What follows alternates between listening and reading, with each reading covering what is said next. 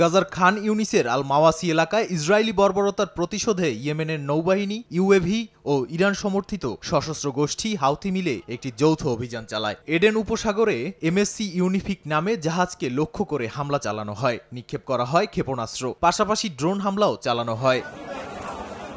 এছাড়াও ফিলিস্তিনের অধিকৃত ইসরায়েলি সেনাদের ঘাঁটি লক্ষ্য করে চলে একের পর এক চালকবিহীন ইউএভি ড্রোন হামলা। আগ্রাসন বন্ধ না হলে এবং গাজা উপত্যকায় ফিলিস্তিনি জনগণের উপর আরোপিত অবরোধ প্রত্যাহার না করা পর্যন্ত হামলা বন্ধ হবে না বলেও জানায় হাউথি।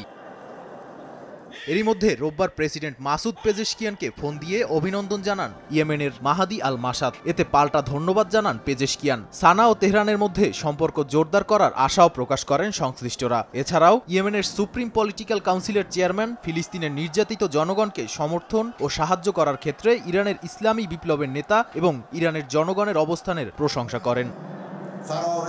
নাদিম মারজান, সময় সংবাদ।